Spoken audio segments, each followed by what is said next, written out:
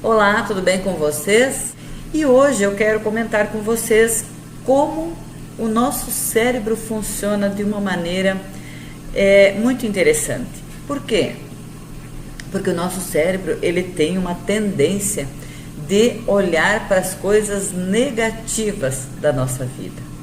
Ele tem uma tendência de prestar mais atenção nos pensamentos negativos do que nos pensamentos positivos. E as memórias do negativo, elas são muito mais intensas e muito mais duradouras. Sabe, você pode ter tido um dia excelente, pode ter corrido tudo perfeitamente desde cedo até a tardinha. Mas se alguma coisa, algum acontecimento que você não queria que tivesse acontecido, uma situação que você não gostou de ter vivenciado, você já pensa, esse dia foi horrível, foi um dia péssimo, porque o seu cérebro é que tem essa tendência de valorizar mais os pensamentos e os acontecimentos e os sentimentos negativos. E o mais interessante é que você fica ruminando aquilo, né? O seu cérebro fica ruminando aquilo durante a noite, leva para a cama, o sono fica prejudicado por causa de uma mínima coisa, muitas vezes, que aconteceu naquele dia. Mas você não pode ficar olhando para esses sentimentos negativos, para essas emoções negativas.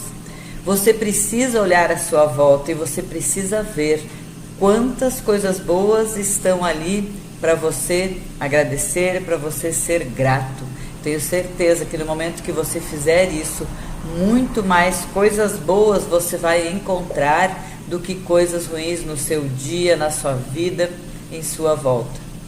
Sempre vão existir momentos de dor, sempre vão existir momentos que nos causam medo, que nos causam ansiedade, que nos causam insegurança.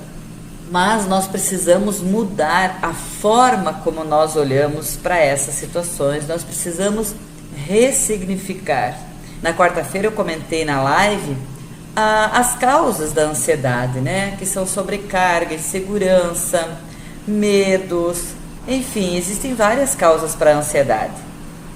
Mas nós precisamos ter cuidado com esses medos, nós precisamos ter cuidado com essas emoções, porque nós sabemos que as pessoas que vivem na negatividade, as pessoas que vivem estressadas, as pessoas que vivem com as suas emoções em desequilíbrio, elas têm o risco de ter mais doenças.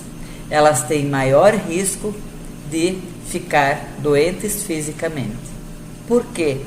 O medo afeta o sistema imunológico. O medo e o estresse e a ansiedade em níveis normais não tem problema nenhum. Nós precisamos sentir um pouco de medo, porque se não fosse assim, nós nos jogaríamos de um prédio sem ter medo nenhum.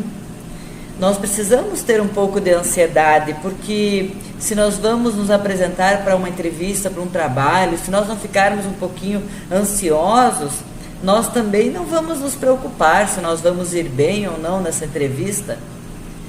O estresse também, em níveis normais, não tem problema, porque o estresse faz com que a pessoa tenha mais agilidade, seja mais produtiva.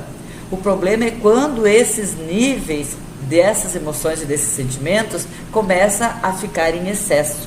Porque uma das características do transtorno de ansiedade é o tempo e a intensidade da duração dessa sensação de ansiedade. Hoje, diante do cenário atual, da pandemia, além da pandemia já existente, nós estamos vendo nascer uma outra pandemia, que é a pandemia do medo. E nós estamos vendo muito mais pessoas sofrendo por conta da ansiedade causada pelo medo. O Brasil é o país mais ansioso do mundo. É uma triste estatística, mas infelizmente é a realidade. Isso é segundo a Organização Mundial de Saúde. Você não precisa continuar sofrendo com ansiedade, você não precisa viver com ansiedade. Existe tratamento, você pode controlar a sua ansiedade sem adoecer o corpo, usando a terapia floral, aromaterapia. Esse foi o tema dessa semana, controlando a ansiedade sem adoecer o corpo. E na semana que vem nós teremos mais assunto aqui no Instagram e no Facebook. Um grande beijo para todos vocês.